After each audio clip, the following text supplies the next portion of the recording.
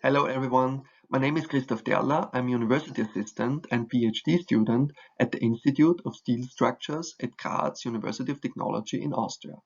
The title of my presentation is called Effects of Warping Torsion on the Buckling Behavior of Slender Box Sections. Like in this shown example of a steel arch bridge, single-cell box sections are commonly used in bridge construction where high torsional stiffness is required. Within these members or member segments between two adjacent diaphragms, torsional loads MT are primarily transferred by St. Venant shear stresses tau SV. However, the real load-bearing behavior is also affected by additional warping stress components, even when their magnitudes are small compared to open sections. Those are the warping normal stresses, sigma omega, and the warping shear stresses, tau omega. In engineering practice, common simplifications are done for the cross-sectional as well as the buckling design of these members.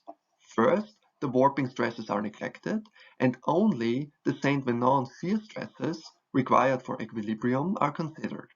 Second, the buckling checks are carried out for the isolated web and flange plates, where the plate edges are assumed to be simply supported. Now the main objective of my contribution is to verify if these two simplifications, together defined as simplified model, allow a safe-sided prediction of the ultimate member capacity. In order to answer this question, we investigated two different types of members.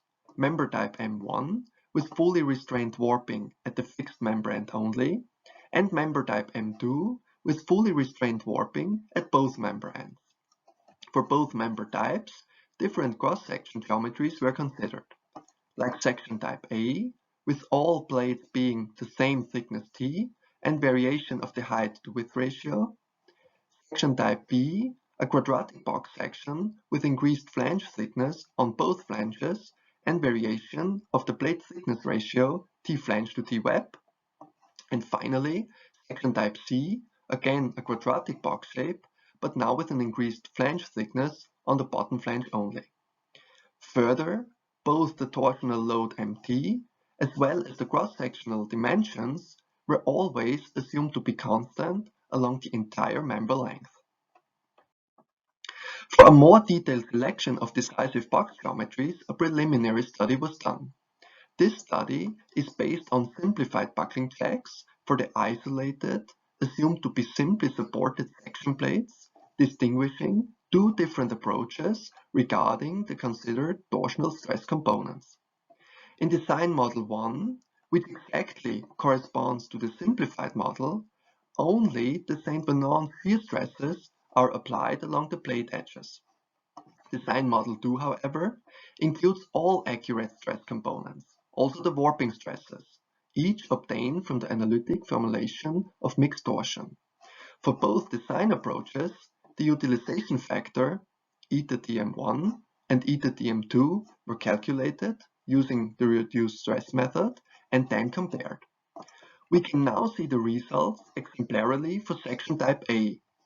The vertical axis shows the ratio eta dm2 to eta dm1, while the horizontal axis shows the so-called characteristic length lambda, which is in this case indirectly proportional to the height to width ratio of the section.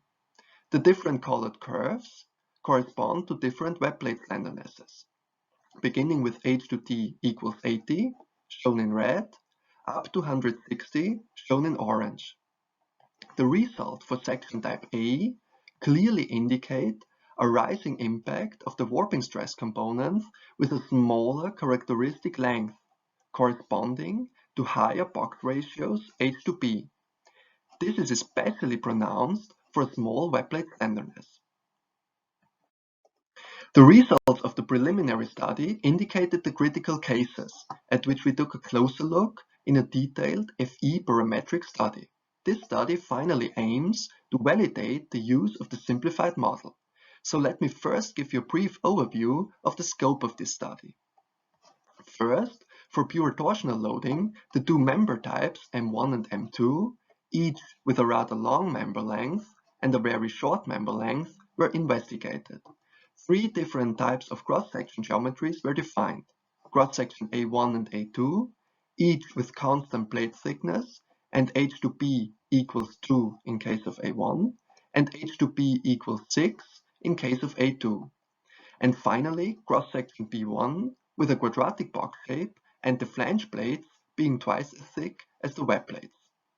For each cross-section, the web plate slenderness was varied in the range between H to D equals 40, representing a rather stocky section, up to 200, representing a rather slender section where local buckling becomes predominant. In practice, however, members with torsional loads only are exceptional. Therefore, the study was extended also for combined load cases, such as torsion with axial force or torsion with bending. So altogether, 580 individual cases were investigated. Let us now take a closer look at the general procedure of the parametric study, exemplarily illustrated for pure torsional loading.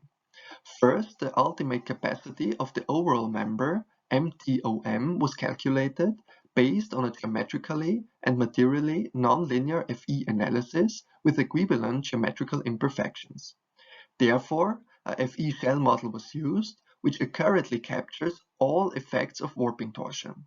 The imperfection pattern was obtained by a previous linear buckling analysis, scaled with the amplitude E0. A linear elastic ideal plastic material behavior with standard steel properties was used.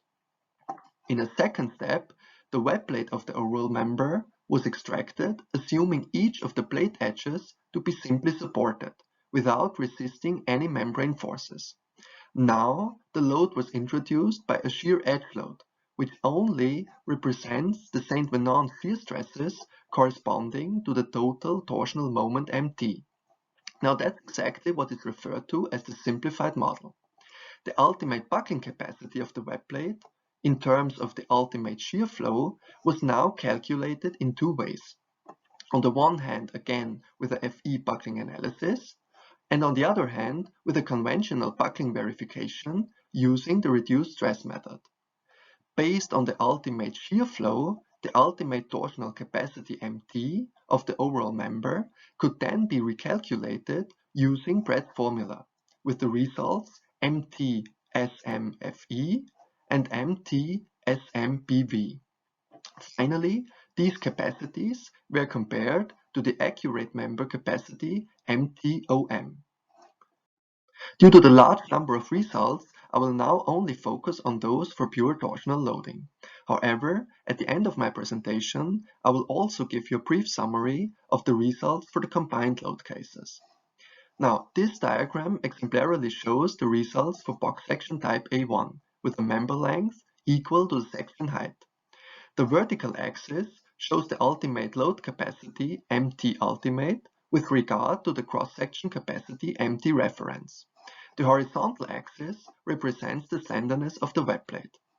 The red and the orange curves show the accurate capacity of the overall member obtained from the FE buckling analysis. The red curves for member type M1 and the orange curves for member type M2. The dark blue curves show the predicted member capacity based on the simplified model obtained from the FE buckling analysis of the web plate. The cyan curve also indicates the predicted member capacity based on the simplified model, but calculated with the reduced stress method. In addition, also the critical buckling loads obtained from the linear buckling analysis are shown in dot-dashed lines. Now, what are the key results which we can take from this diagram? First and most important, for this section, the simplified model, shown in blue, consistently underestimates the overall member capacity, represented by the orange and the red lines. Another issue, also quite interesting, the member capacities of member type M2, with fixed warping at both member ends, shown in orange, is always higher than those for member type M1, with fixed warping at only one member end, shown in red. The reason, therefore, is the beneficial distribution of the warping normal stresses, leading to a tension field which reduces the buckling deformations. What we can also note, comparing the two different design methods for the simplified model, is that the code checking approach, based on the reduced stress method, represented by the cyan line, always leads to higher capacities compared to the FE buckling analysis, shown in blue. Now on this slide we can see further results. On the left-hand side, for section type A2 with an uncommon high aspect ratio of H to B equals 6, and on the right-hand side for section type B1 with the flange plates being exactly twice as thick as the web plates. The upper diagrams, each representing a short member length, the lower diagrams a rather long member length. Without going too much into detail, I want to outline two important issues. As we can see in both left diagrams, the simplified model gets slightly unsafe for such practically uncommon high aspect ratios, but only in case of small web plate slenderness. However, when we take a look on the right-hand side for section type B1, we can see that the simplified model is very conservative for such sections with increased flange plate thickness. The reason, therefore, is the beneficial clamping effect between the web and the flange plate being neglected in the simplified model. Now finally, let me point out the key results and draw the main conclusions. For pure torsional loading and practical section geometries, the simplified model underestimates the accurate capacity of the member. Only in case of uncommon box geometries, like height-to-width ratios larger than 6, combined with small plate slendernesses, the simplified model is slightly unsafe. For combined loading, the simplified model is even more conservative than for pure torsion, but provided that the additional normal stresses sigma x, due to the axial force or the bending moment, are considered in the simplified model. And, in case of torsion with bending, both the web and the compression flange are verified because of the less favorable stress distribution sigma x in the flange. So to sum up, the simplified model, which neglects all warping effects, is appropriate to predict the cross-sectional as well as the buckling capacity of the single-cell box member. Another important conclusion regarding the comparison between the two used buckling design methods for the simplified model is that the FE buckling analysis always provided lower capacities compared to the reduced stress method. That somehow stands in contradiction to the higher calculation effort using this more sophisticated approach. Now I'm at the end of my presentation and I want to thank for your attention.